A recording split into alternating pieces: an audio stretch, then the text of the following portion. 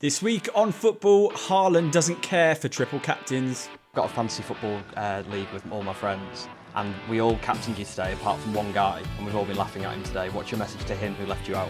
Yeah, it's sad for him, and I don't care. Ugarte to Manchester United, here we go. Manuel Ugarte to Manchester United, here we go. The deal is finally done. Fred again, and again, and again.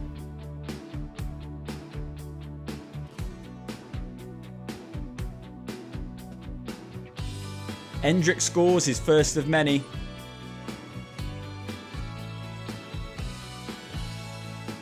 Liverpool finally signed someone.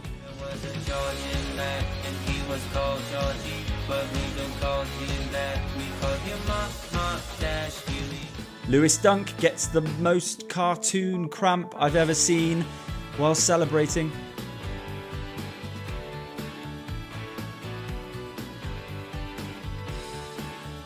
Rob Jones tackles Paqueta.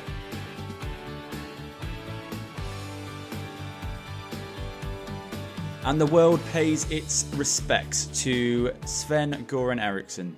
I think we all are scared of the day when it's finished, when you die. But life is about death as well. You have to learn to accept it for what it is. Hopefully at the end people will say, yeah, he was a good man. But everyone will not say that.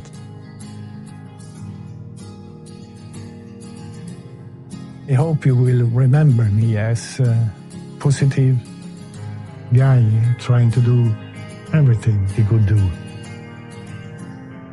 Don't be sorry. Smile. Thank you for everything. Hello everyone, welcome to This Week on Football. It is me, your host Alex. How are we all doing?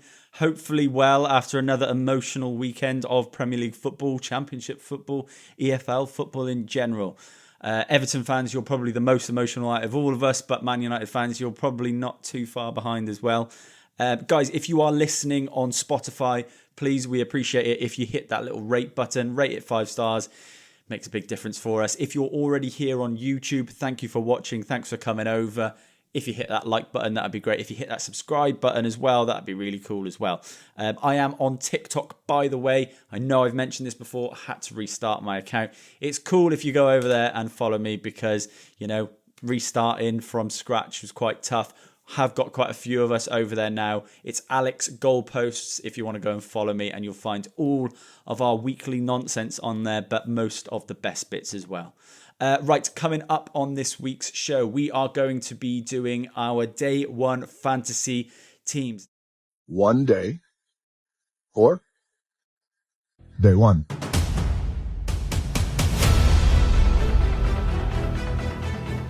Now, the big news is, as you might see on the headline of this episode, someone's getting ejected. And actually, not just someone. I'm going to have to go through the whole league, and this may take some time. And there is going to be a mass ejection of teams. So stay tuned for that. I've got a fan-captured goal of the week that I have brought back. That is the bit where I find someone who's recorded the game, which is really annoying when they're at the game and they got their phone out, but they capture a moment of brilliance. So that's going to be right at the end of the show. But first, let's do Team of the Week. And actually, I'm going to go and try and rattle through this Team of the Week because I'm quite excited to kick loads of people out of this league on Day 1 Fantasy. Right, Day 1 Fantasy coming up later. Forget about it for now. Let's do some football stuff. Team of the Week is the part of the show where I give you my 1 to 11 of players that I have seen, but it's not like Garth Crooks where he just picks them at random.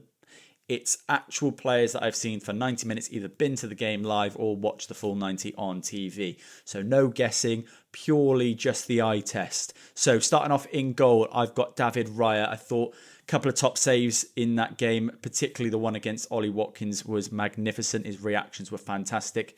David Raya, obviously massive season for him last season with Arsenal. Step up to a big club.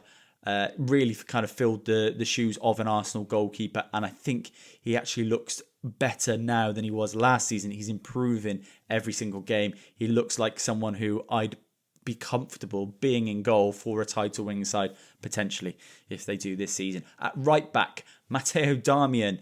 Yes, Matteo Darmian is still alive and he is still playing. He's at Inter Milan. He's won a Scudetto since leaving Man United. Life is good since leaving Man United, and this week he got a goal and a clean sheet. Just 34 years old and he's still going strong. Had to go in there. Centre-back, Ibrahima Konate. I do worry for Jarell Kwanzaa in this Arne Slot side. Obviously came off at half-time last week, but Konate kind of just looks like that's his spot. I think it's going to be hard to shift him. He was really, really good in that Brentford game at the weekend. Really enjoyed the performance. Just a very dominant defender. Brilliant in the air, but can progress play. Calm on the ball, but he's brilliant at getting back as well, particularly when you've got fullbacks pushing up left, right and centre. You need someone like Van Dijk and Konate, got that physicality, got that presence, and got that pace to get back. He is that player. So yeah, I do worry for Kwanzaa. He might get back in here and there, but I think that spot is Konate's. Liverpool fans, if you disagree with me, obviously tell me. Centre-back alongside him, William Saliba. For me, probably the best centre-half in the league at the moment. Arguably the world, and that's tough to say. He is a monster. I don't know if you saw the Arsenal game as well, but that chance, Jacob Ramsey running through on goal, and Saliba just eats up the ground to get back and puts that pressure on, and kind of Ramsey scuffs his shot in the end.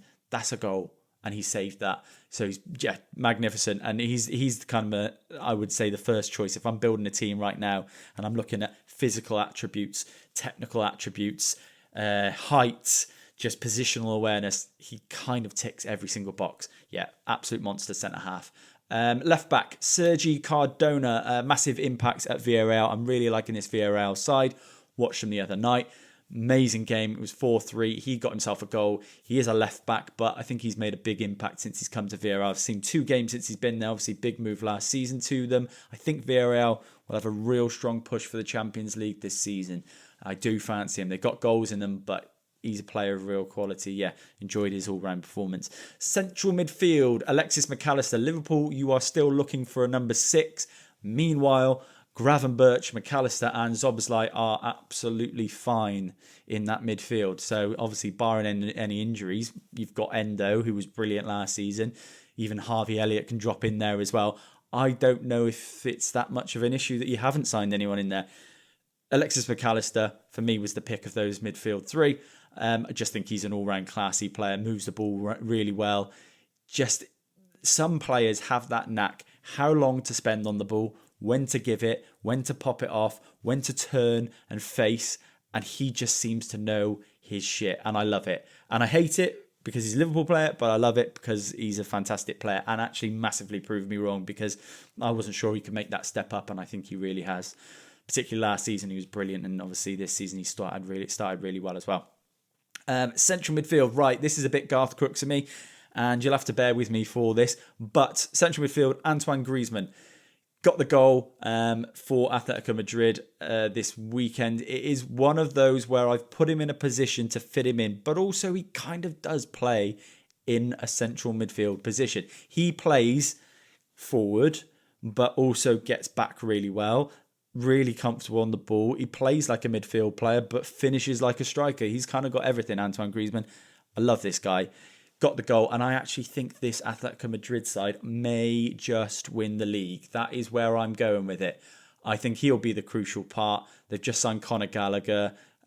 Bags full of energy, this Simeone side. I do think Griezmann will be the driving force, but I just really like what they're doing. I fancy them for the league title. Barca and Real Madrid, obviously, they're going to be big favourites. And obviously Mbappe going to Real Madrid makes them massive favourites. But I think there is that nastiness that Simeone creates. And I just love the side that he's assembled. There is a player who I didn't put in this side was Marcus Llorente, who I also thought was fantastic. But I couldn't really work out whether to put him right back or right wing or central midfield because he plays everywhere. But this is a characteristic of this Atletico Madrid side. Players with bags of energy, getting across the pitch, all doing everything as a collective for the team. So, yeah, he's in there and he's in central midfield. Very Garth Crooks for me. And I do apologise again, but finishing off that midfield is Kvicha Kvaratskhelia. He is my performance of the week. And yes, I have put him in midfield. And yes, can he play midfield? Yes. He is a left winger. We all know that. And he's a very, very capable and competent left winger. But when he's asked to play centrally, he is very, very good. He did it for Georgia in the Euros, if anyone watched. He was brilliant, really impressive. Obviously, they spent a lot of time out of possession of the ball. Kvicha Kvaratskhelia was brilliant at turning over possession, taking the ball, driving forward, gaining ground. But when it comes to getting in the box, in and around the box, he can pass. He is a very competent finisher as well. His finish was fantastic for Napoli against Bologna. That was one of the games I watched the other evening. But his assist is magic, and maybe one of the assists of the season. It is the assist of a Paul Pogba-esque type player. The ball comes into him first time, it kind of just drops it over the top. I think it was Di Lorenzo who scored. It's just magic, and he is a magic player. He's 23 years old, and for people who have missed out on Kvicha Kvaratskhelia, I think you've probably got about 2 to 3 months to get on him before he has 150 million euro release clause, and Napoli kind of tie him up in that, and inevitably kind of end up forcing a move to either Real Madrid or Man City. So, Premier League teams, Manchester United, try and get this man now. If it's not working with Rashford, I know we've got bags full of wingers, but sort out a swap deal. Give him Jadon Sancho. Give him Marcus Rashford for all I care. Get this guy in. He is unbelievable. Kvicha Kvaratskhelia, and it is a mouthful, but he is an absolute top talent, and he is going right to the top. I think a couple of seasons ago, maybe last season, I was talking about him, and I said, just hold steady on him. He's not quite there. I think he's hit that level now, and I think he's ready for a massive move. Right wing was Antoine Semenyo. Another top talent, and it's funny to think this guy was playing at Newport County at Rodney Parade not so long ago, at Bristol City, and now he's in the Premier League, and I cannot believe he's ever spent a moment outside of the Premier League, because this is a Premier League quality player. He is top draw. He was brilliant against Newcastle on the weekend. Fantastic. I watched the game back, but got the assist as well. Every time he picks up the ball, he carries it so well, knows when to move the ball, pass the ball, and get him behind. I think there are goals in him as well. I think he can finish. I think there's plenty of assists in him. For FPL players, I think he's probably a decent pick. I don't think he's very expensive this season. But yeah, big season for Antoine Semenyo. Left wing, Luis Diaz, goal and assist this week, and probably Liverpool's best player during that game. Fantastic finish, brilliant run, composed, and this is the big reason why Liverpool will finish above Manchester United this season, and probably every season going forward until Man United sign someone like Kvaratskhelia or like Luis Diaz. It's clinical in front of goal. He's running through, he has one chance, and he slots it away, and this is the difference. Excuse the pun, but Arne Slot's team is one of those teams that plays high intensity, high pressure, but will let you come and press us, because we'll just zip it over the top. We've got the players to play, and in transition they're unbelievable. And that goal, you can't be good and effective at being an Arne Slot team unless you've got players who can put the ball in the back of the net when they get that opportunity. He set up the goal for Mo Salah, but Luis Diaz, the overall performance was magnificent, and I love him. And Liverpool fans, you have been spoiled for too long with Mane and Salah, and even Firmino at times, and obviously players coming in. You know, you've got Darwin Núñez now, and you've got players who give you really good output. Luis Diaz seems to never get the true... I don't think he is appreciated by Liverpool fans. I get that feeling. But for any other side, they would be looking at Luis Diaz like he is one of many at the moment world-class wingers. He's fantastic. I absolutely love Luis Diaz. He's a menace, he's lightning quick, and he's clinical in front of goal. Yes, he's going to miss some chances, everyone does, but left foot and right foot, and obviously he showed on his left foot he can finish. Just all round a menace, and in big games, massive games, those sort of players are the difference. They're the players that push a top team all the way back. They put fear into them. And yes, against the smaller teams, he might do well. But against the big teams, I think he shows his quality. Against the Man Cities, the Arsenal, I think those sort of teams are where they kind of go, okay, well, maybe we can't push all of our fullbacks on and dominate and kind of suppress teams. We've got to sit back a little bit because of the fear of a player like Luis Diaz. He's fantastic. I said this was going to be quick. One last player, striker Dusan Vlahovic, scored 2 really good goals, 1 penalty, but the first one, he took it so well. The touch out of his feet is magnificent, and the finish just to slot it beyond the goalkeeper. Again, we're talking about players who are clinical in front of goal. One chance, done. And it's not like Juve were not the better side, but during that game, you know, it was a Verona side that just beaten Napoli, by the way, 3-0 opening game of the season. So it's not the easiest game for Juve, but that's where you need a player to take the opportunity and turn the game. One opportunity, Vlahovic gets it into his feet, knocks it out of his feet with his right foot, left foot finish in, and all of a sudden Juve have control of the game. And that is massive for a team, especially in Serie A where they can be so compact, sit back, sit so defensively, and end up winning the game. The game opens up for them going forward and they end up winning it 3-0 quite comfortably. But it doesn't happen without that goal and that clinical nature that Dusan Vlahovic has. Right, that's that done. Let's get to day one fantasy team. Guys, it's £100 prize. And I'm actually really, really cross. I'll say cross. Because I have explicitly told you no transfers, no triple captains, no substitutions unless it's automatic. But there we go. 80 of us in this league. And I'm probably going to have to kick out half of you. Now, I actually didn't look at this league until I got a few messages over the weekend of people grassing each other up, which I thought was quite funny. But when money's on the line, it's dog eat dog and everyone's out there for all themselves. So I'm going to go through this league and I'll go from top to bottom. One day or day one.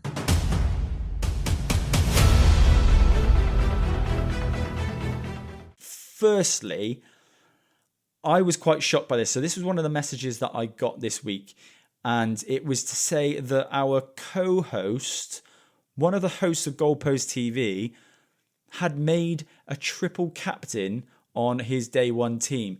Scary Squirrels, which is Gareth Baker. I tell you what is scary, Gareth, getting kicked out of your own podcast league. I'm going to kick you out right now, actually. Do you know what? While we're doing it, I'm going to do all the kicking out right now. I'll do a comprehensive list and I'm going to kick everyone out.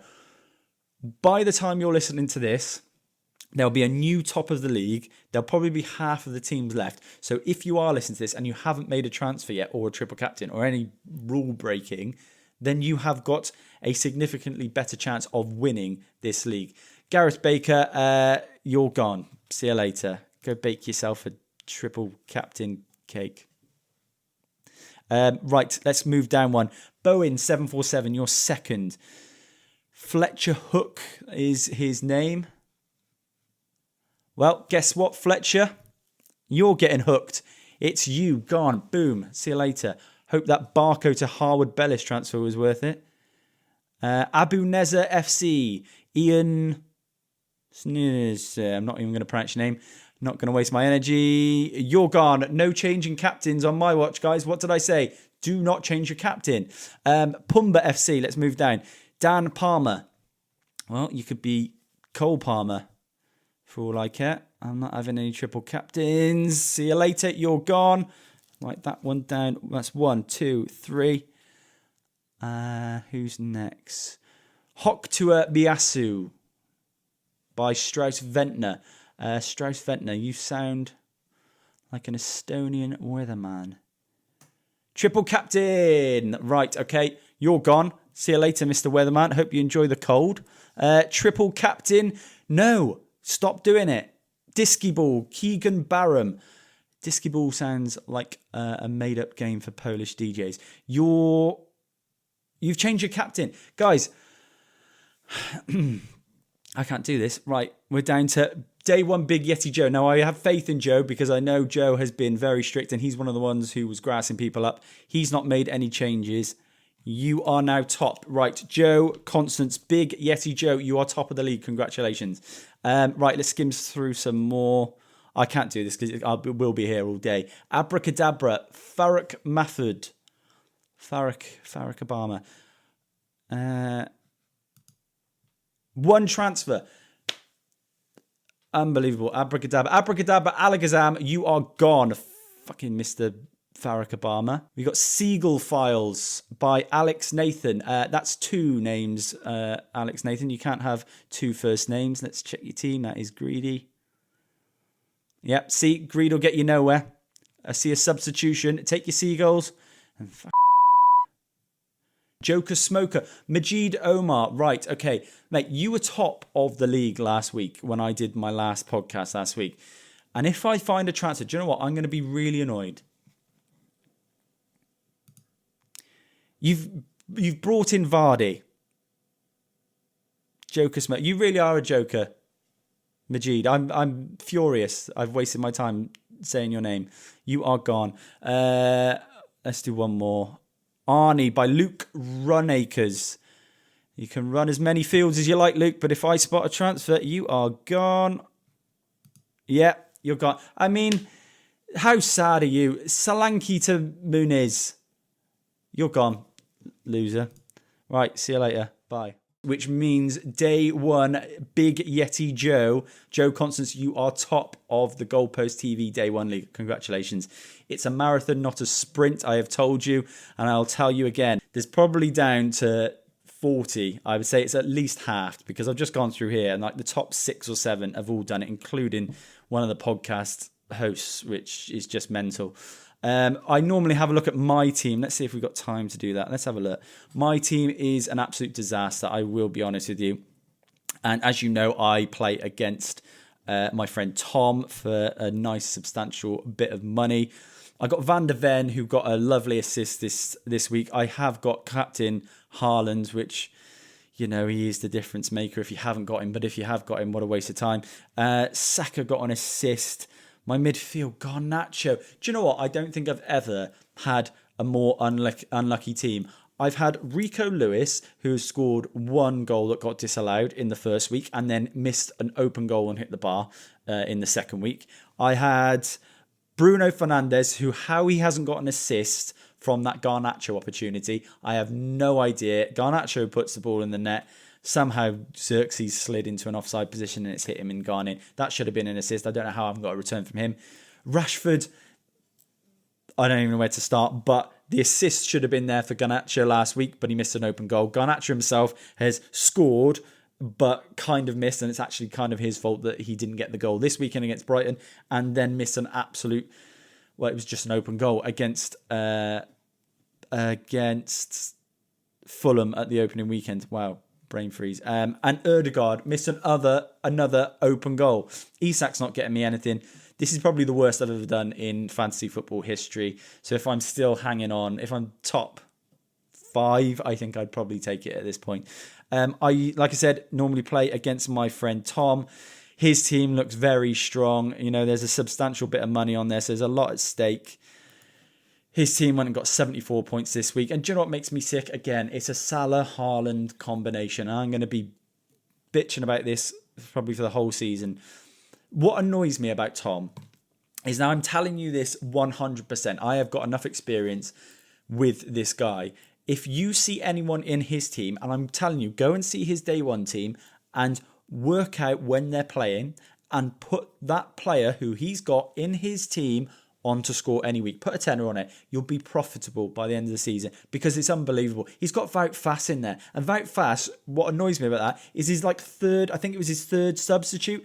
He's managed to get Joachim Andersen and Timothy Castagna to come out automatically. And Wout Fass, who by some miracle has scored a goal, now goes into his side for 7 points.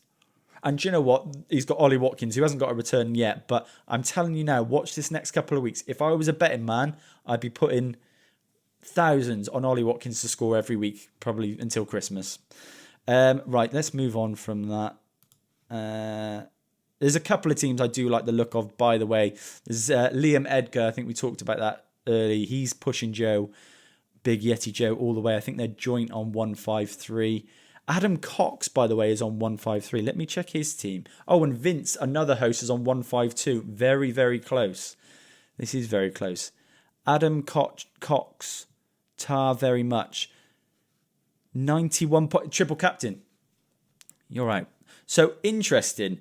The top 3, we've got Big Yeti Joe at the top, who's joint with Liam Edgar And then third is Vince. His day one team is third. Vince, by the way, is an absolute demon at day one fantasy. His first time playing last season, and he just blitzed everyone, beat everyone by like 200 points. So, yeah, he'll be one to watch as well. Right, let's move on to actual football things. Did anyone watch the Jared Gillett mini kind of documentary this week on Sky? Really interesting. Jared Gillett, for anyone who doesn't know, is a Premier League referee. He's from Australia, which is really interesting. He is quite a young bloke in terms of referees, but he came over, took a big risk after I think he was 23, 24 when he was refereeing in the A-League in Australia, took a massive risk, came over to the UK, and as of probably 2, 3, 4 years ago, he became the first overseas referee to ever referee in the Premier League. Interesting. It was interesting in the sense that it gave me a different perspective. His documentary was basically following him around, how he preps for a game, before the game, the build-up, and how he kind of comes out of the game and reflects on himself. What was quite tough for him, and what is obviously tough for referees, is they really do take these decisions, these mistakes, they really take them to heart. And obviously Jared Gillett is one of them, and was talking about decisions that he'd made 10 years ago, 5 years ago, and the mistakes that he's made, he still carries them. But it's a sign of a really good referee.